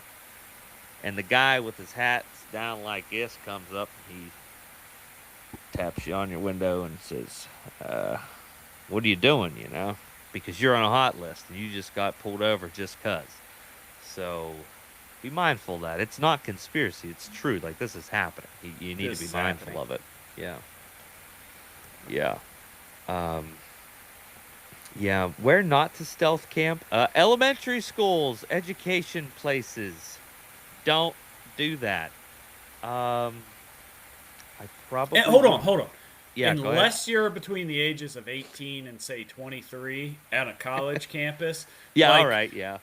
Listen, have an empty beer can laying in the back. Have a blood alcohol content of 0, but have an empty beer can in the back and be like, Osifer, I've been drinking. I'm staying here till I sober up. Yeah. You'll get away with that. They'll probably let you be. As long as your keys are nowhere in the near... I don't even know. In today's world, I probably wouldn't even do that. As a matter of fact, On the topic of drugs and alcohol, I would ensure that if you're going to stealth camp, you do not partake in either of those, because if you do get questioned and you had a beer at dinner, well, now you're the drunk guy that's going to get trespassed, and now you can't leave because you smell like beer, and you just don't. I would just not do that. Um, that would so not go well. I was thinking more of like, you're in the back of like a pickup truck, keys aren't in the ignition. You're obviously not operating it. I Yeah, think it right, changes right. with an SUV or a van. Yeah, Like, sleeping in the driver's seat. yeah, passed out with a fifth in your lap. Like, not a good situation. But you know what I'm saying with the college Yeah, right, camp. right. A younger kid, it's normal. Like, as long as they're safe, you're probably not going to be messed with if you look like you're supposed to be there. Yeah. I would not do this in any active logging, active construction, or blast areas. Don't do that. Don't do that. Yeah. You don't know the hazards that are there. It's funny. People look at red tape and they think like, oh man, now I gotta duck under this to. No. The red is there because something on the inside of it wants to kill you. The little hazard placard that's yellow that shows the blasting symbol. Yeah, don't go camping there. You shouldn't go overlanding in those areas either. Just not go in those areas. Yeah. Yeah, school infrastructure. Also, here's one. Like we've mentioned churches, right? I probably wouldn't go to like special I don't know how to say this. I Don't would. park at Joel Osteen's place, Yeah, like the that. mega churches. Don't be Yes. there. Don't go to those, and also like Amish. I don't look like I belong at a mosque. All right. Oh Or yeah. or synagogue, right? I don't. I don't belong there. The people Not that that belong the people that belong there will see me and realize that I don't belong there for the purpose of that place, right? That's not to say anything other than that, but look like you belong. Be somewhere where you look like you belong. I don't belong at Eisenhower Elementary School as a 31-year-old man, you know, in a white van. But this is an option. This goes back to your vehicle and knowing where it looks normal. My Yeah. white E Series van looks normal parked beside the other E Series van in the back of the church parking lot. Yeah, right. Exactly. That's a great point. That's what I was looking for in this particular area before I got my license plate read and knew, oh shit, like this is going to go sideways. I need to get completely out of this town now. Yeah. Yep. Yeah, exactly. Um, let's There are see. other places too that have vans that, rental places or. Oh, dude, that's a Ticket. great one. That's a great Yeah. tip. If you have a normal vehicle, a rental lot is a sweet place because people return those things with key drop boxes all the time. That is a fantastic tip. I like that a lot. Automotive places like auto repair shops, body shops, like nobody's checking this stuff. Now, don't pull into the gated lot 2 minutes Yeah, before right. they lock it up. Like Right, if it's right. gated, don't be there. But like if you pull up in the middle of the night and you park out front of an auto body shop, nobody's gonna say anything. As Yeah. long as you're not making a bunch of noise playing your Nelly and, cooking your smash burgers. Like Yeah. There's a lot of park and rides that do not have overnight restrictions, and that's a pretty solid option as well, as long as it's not right next to a major highway where you gotta hear, where there's not a lot Most of of 'em eyes are. on you. A lot Yeah, of them are, yeah, but and not, what? They're if you busy. could find one. Yeah, you know what? There's some that are local to me that I can think of that aren't, and you could pull off doing it, and it would So be normal. there was one on I think it's 79 that runs from like Morgantown to Charlestown, right? Charleston, 79. So, yeah, Yeah. there was a when we were doing the Kentucky trip, I was looking for places to stealth camp, and originally it was just me, and I had a church picked out, um, but I also had a park and ride, and it was just a dirt area. It looked like a Nefsun meadow, okay, but it was a legit park and ride, like a mile off of the interstate, but it was also right on the side of the road. It almost looked like a parking spot for fishermen for the creek, you know. And Yeah. I was like, I can probably get by with this one. The ones local to me, there's always somebody in and out getting dropped off, picked up. Like they are very busy. They're very patrolled too. State police roll through them and just sit sometimes. Yeah. I don't know that they care that you're sleeping there, but you know, maybe that's what you want. Like if you're going across the country at 50K to do some sort of dealing, like maybe you want to be parked beside the cop at the park and ride. You're probably Yeah. buying a hotel room, but So still, like I have a funny story. I'm actually gonna save that for our discussion at the end for sketchiest places that you've camped, stealth camped. But ooh, that's mine. okay, um, okay. we've covered a lot of these, but there are some other stealth camping mistakes that you can make. Um, if you have a rooftop tent, don't set it up in the city. Not in the city. There's places that you Unless, could. yeah.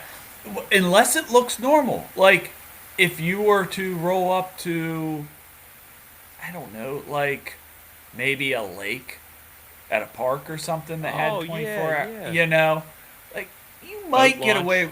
A boat launch, you might get away with that.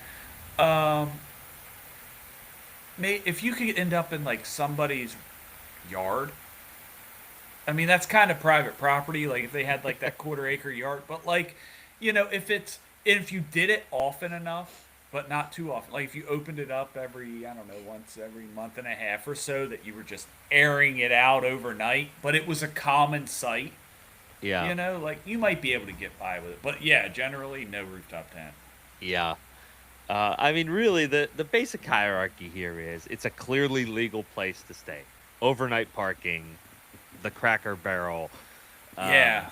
these are places like it's clear you can be there, right? Now, that said, anything that's clearly legal will be busy. And we don't really want busy. It's not necessarily a problem. It could be. We don't really want it to be that busy. Um, here's I what we can't didn't sleep really. in busy places. I Like don't it's do well with it either. I'm very on edge if there's stuff moving around me. I don't like that. yeah. One that we didn't really talk about is just permission. Like, there's a mom and pop auto body shop, and you just roll in at like 7 p.m. There's a guy outside working. You say, "Hey man, I'm whooped. Do you mind if I park down at the end of your lot there, and I'll be gone before you get up in the morning?"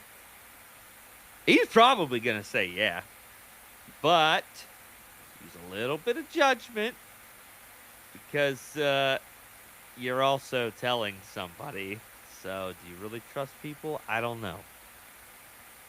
I would have to be in a really special situation for me to do that personally. Um, Same. I think that becomes not that stealthy, and your kind of personal security is very much so at risk if the potential Bubba or Nefson that you didn't realize was like that, calls in the cavalry and you wake up squealing like a pig. You don't want that. Yeah. Next on the list would be if there is no obvious prohibition and a reasonable overnight use area. So, like, okay, so here's kind of a good example, right? Day use areas. Usually, the day use area is an area that it has like some pavilions and stuff that you very clearly inside here you can't be overnight. But the parking lot on the public land typically doesn't have those signs on the way in. You can use a little bit of discernment to determine if that is a safe place or not. That is actually the last place that I stealth camped, and it was pretty fun. It's a really nice place. There's a place. There's a day use pavilion that has a fire pit around Flagpole Knob. That is so nice. I want to camp there in the worst way. I know exactly what you're talking about. There's Yeah, a yeah, sign. yeah. There's a sign. There's on a that big sign right there. But I know the ranger only comes past once a day, and it's at daybreak to check for the other thing down the road a little ways, and all Yep. those guys. But like at that point, man, like if you get up early enough, it is day. If you're making breakfast in the day use area during the day, like, Yeah, I mean, after midnight, no, I actually think every day's a day, 24 hours. What are you talking about? We use it during the day. I'm pretty sure the sign says daylight to day sunset. If I'm not Yeah, mistaken. dusk to dawn or something Yeah, like yeah. that. But that would be a really nice one. That one's so I'm nice. not advocating for that, but it is a very nice place. Yeah. Okay, so number 4 on the hierarchy here. Questionable enough. If it's questionable, you should probably just move. You know the answer. You know. If you have to do mental gymnastics to justify why you should be there, you probably shouldn't be there, right? You are already second guessing it. Just don't. Why would you want to put yourself through that? Find a better spot. And the last one here is clearly prohibited and trespassing. We're not doing that. Don't do that. Get yourself in trouble. It's not worth it. It's not worth getting trespassed. If it's an emergency, like you're feeling sick, and if you drive any further, you're gonna crash. All right, make a judgment call, But I can't say go trespass or go sleep in the day use park, Yeah. So that brings us to where is the sketchiest place or the funniest place that you have stealth camped? So, stealth camping is new for me. This is like within the last month and a half I have actually started doing it. I've wanted to. I never camped alone. Just gone out by myself and went camping by myself, Yeah. until a couple months ago. So like Okay. this is all ramped up very quickly for me. Yeah. So I don't have a lot of experience with it, but Yeah. I grew up, I graduated in '06. Like we did some shady shit then. So like this isn't outside my realm of how I operate. The sketchiest one so far was under a telecommunication tower in a industrial park that I found out the shift ended at 11 p.m. and I could roll into this place shortly after all the people left. And it was around the corner. Like, man, I'm going to use it again when I go to Good that. spot. Yeah. It's a really good spot, but dude, it had a field. It was a decent moon out that night. There was a field, and I was like, man, there's going to be deer here. And I got up in the morning, crawled out of the back of it like Ace Ventura coming out of the rhinoceros. And I'm standing. This is the Dodge, by the way. I'm standing on the tailgate in the back, and I was like, oh, yeah, good morning. There's nobody around. It's Saturday morning, industrial park. Not a soul. I look out, you would think there would be deer or something. Nope, not at all. Couple turkeys, like way off, I can hear. But I just figured I was going to wake up, like, in this little wilderness area of just, Yeah.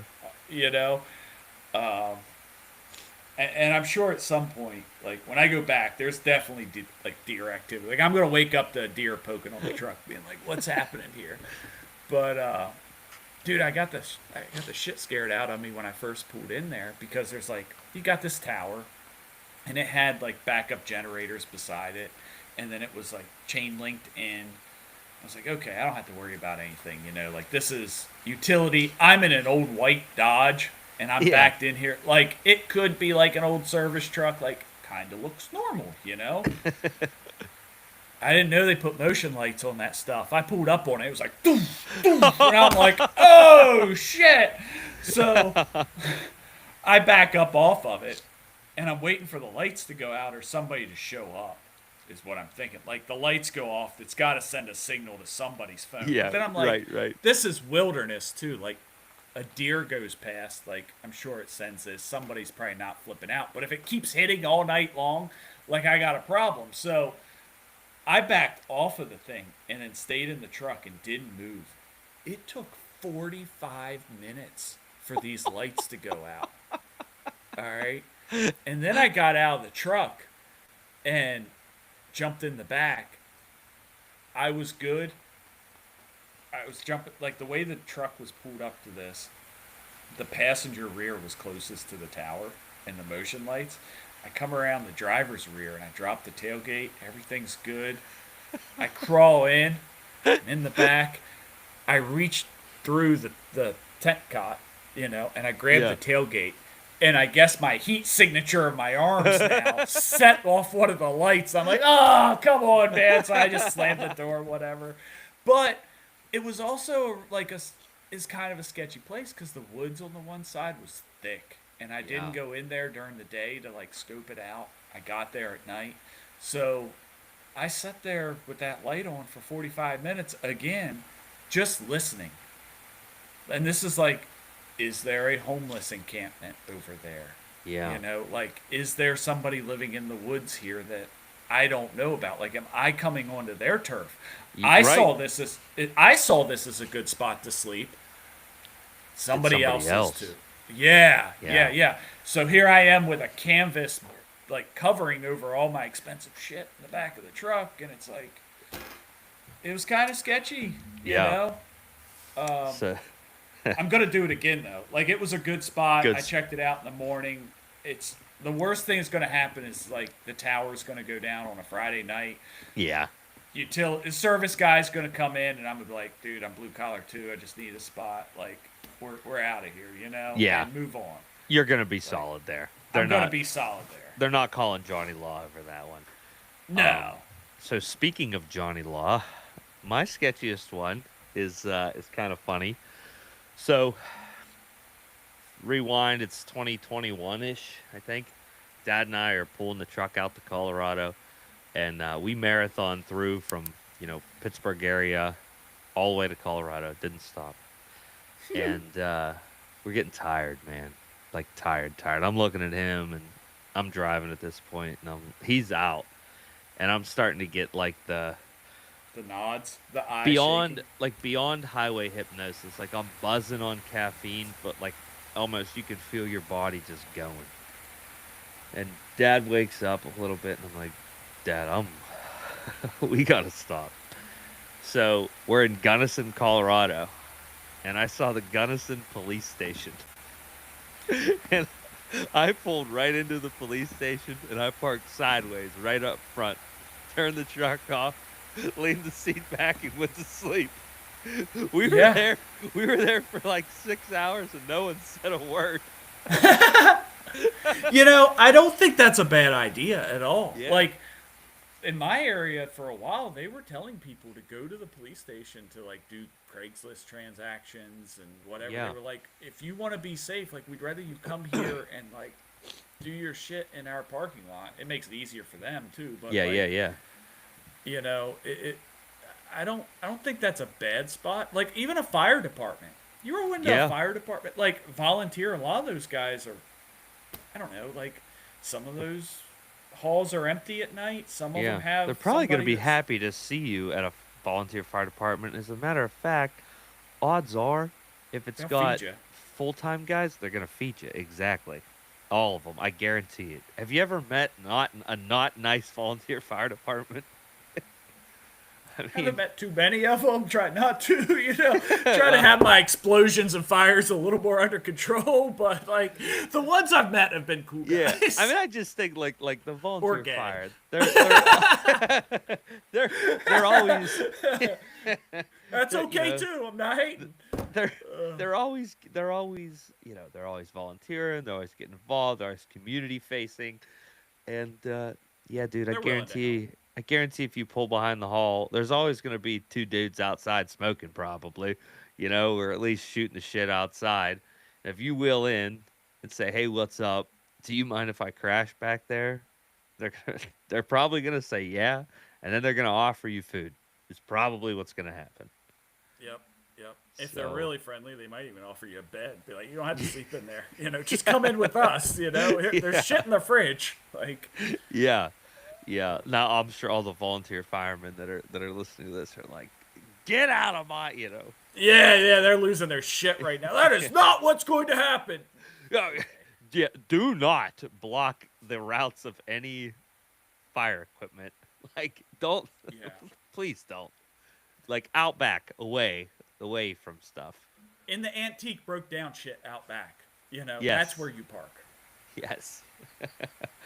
But yeah, man, I think you can really wrap it up with the goal is not to prove that you can get away with sleeping somewhere. The goal is that you leave in the morning without damaging anything and bothering anyone and ultimately even being noticed. And if you can do those things, you have a great night's sleep and you be on your way.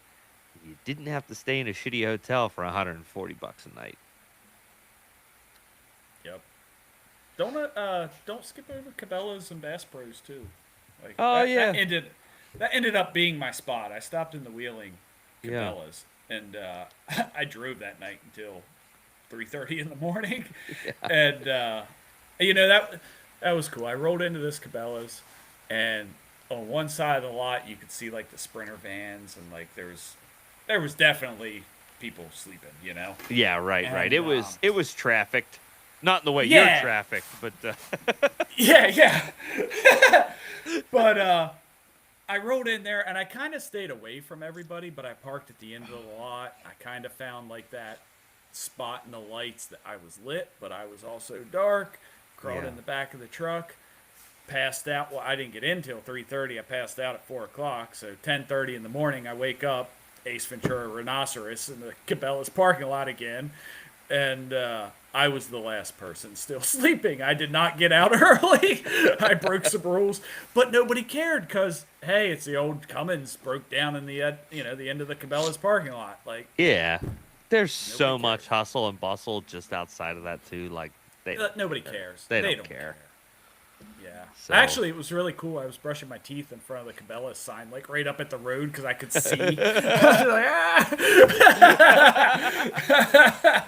Oh, that's awesome. Well, yeah, man, that's stealth camping. You have anything to add?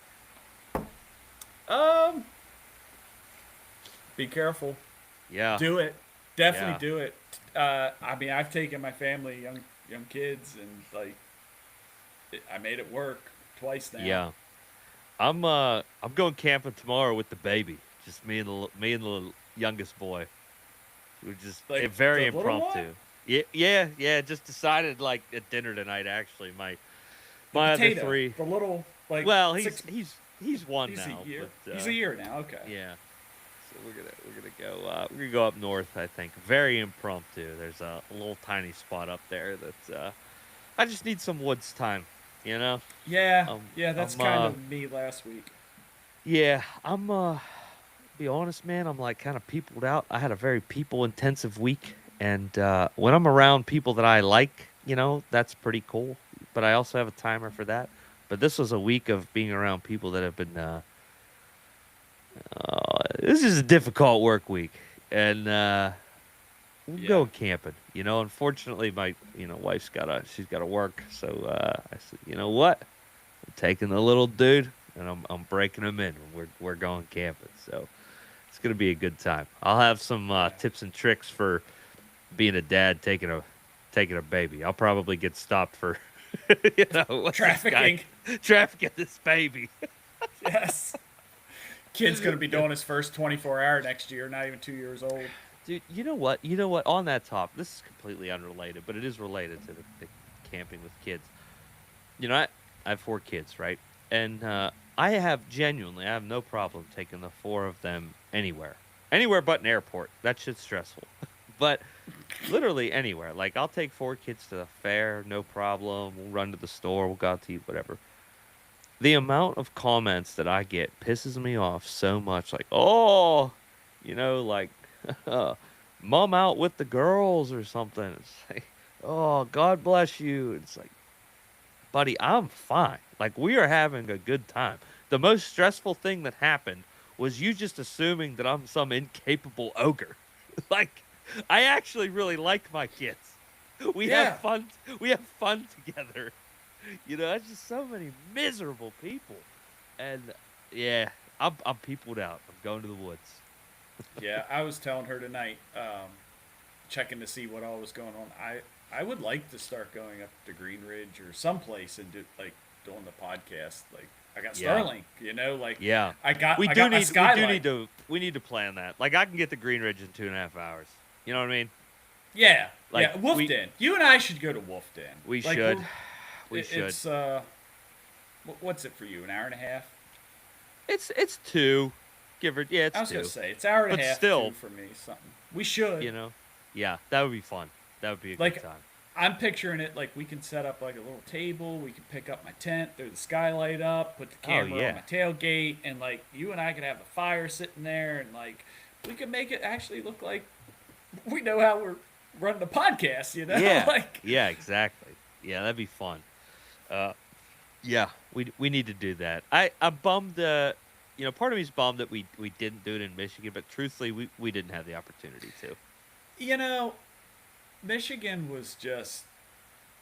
It was so cool to just be there and experience it, and it was Yeah. like we talked about it. Yeah, You know, I had it all was the both on our stuff. mind. It's just Same. yeah, We were ready to go, and it was just like, you know what? We love our it's people. too fun. Yeah, It's just guys. We had potato gun on. What was that? Lake Superior? Like yeah. we didn't It care about it. We were it having was fun. awesome. And to your point, like this week actually really solidified how legit Camo is, not just as the organization Camo, but the people that make it up. I mean, within what 2 hours of the claims being made about the boulders, we had people in their cars validating it, people trying to get in touch with the Rangers, congressmen getting called. Like, I mean, it's pretty Camo cool. came alive. Yeah. And it Every- happened without organization. It was like Iran, where like Yeah. every little sleeper cell was like, we're working together, and everybody's figuring this shit Yeah. out. Yeah, isn't it mushrooms that can just kind of talk through the ground and they do shit without touching each other? I'm pretty sure that's a I- thing. Fungus, we Yeah, we're yeah. the fungus. Yeah, the fungus of the Appalachians. Well, on that note, guys, Hold on. Don't get too far. You got some. Oh, that's right. Oh, Yeah. Aaron's got cool stuff. Really. Yeah, cool yeah. Stuff. So, I've been wanting to do this for a while, and I got 50 of these made. All right, Nick's sitting on 20 of them. I'm sitting on 30, and I'd like to give some away. Yeah. These things. Is it gonna focus? It might. The camera is not going to do justice on the. Okay, there it is. Yeah. So, the camera's almost doing justice here, right? But this is the most poppin', high quality decal I have ever seen. I'm pretty sure you can actually shoot the thing and it's bulletproof. These things rock, and they look so good on stuff. My son saw them on the table. He was basically like, he was begging, please put it on my four-wheeler. I'm like, dude, absolutely. Yeah. Let's go. And it looks so sick. I love the retro vibes, the outrun vibe. It looks so good. And Yes. yeah, we want to get them in your hands and on your rigs. So, I thought we were trying to do readers rides for a minute. If you want to send us your ride, we'll send you a sticker. If you're a guest, we'll send you a sticker.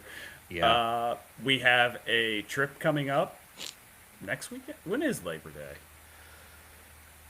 I don't know. The 7th, I maybe? don't know. I don't know what day of the week it is. I know it's Friday. I couldn't tell you the date. Yeah. I'm going to send some with Max. Him and I are going to do the Camo Express. So Yeah. if you want one, it will be limited numbers.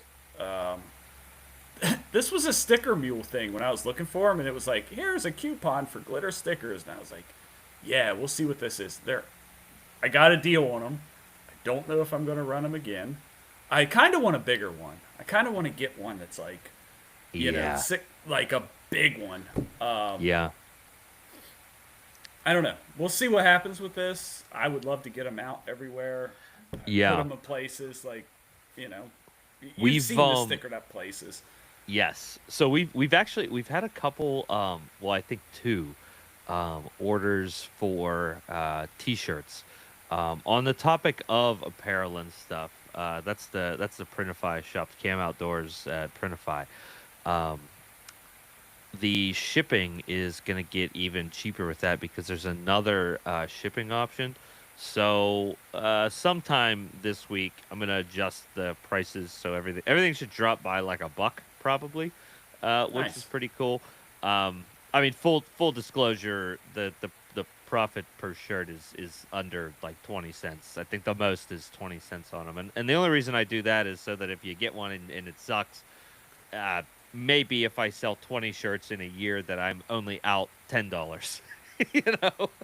But anyway, if you order something, the first 20, I'm gonna send you a sticker as well. If you order something, because I want to see you guys in our cool stuff, and I have some sweet stuff that I have made up. I just do not have on the site yet. I was just waiting for the shipping thing to iron itself out, and that has. So we got some cool stuff in that pipeline as well. So Did yeah. you get the shorty shorts?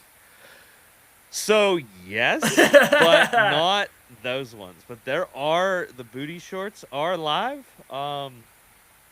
If no one has bought the booty shorts yet. I actually don't own the booty shorts yet either.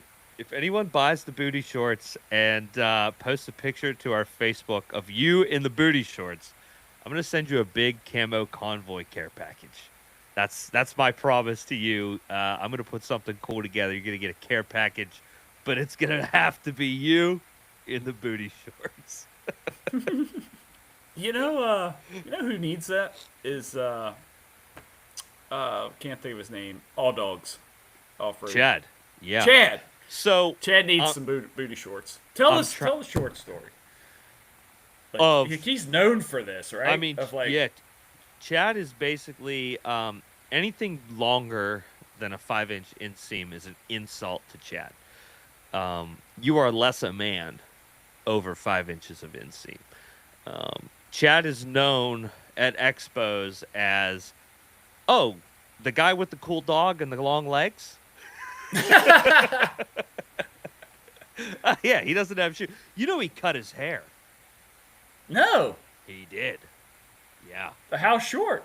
Like, didn't short. he have it like? Yeah, So like, I know. I only met him on the podcast. Like, I've Yeah. never been like out camping with him or anything. Yeah. So like, it was like long. Like, Yeah. brush your he hair cut it. out, like conditioner. Maybe it's Maybelline. So is he Oh, like yeah.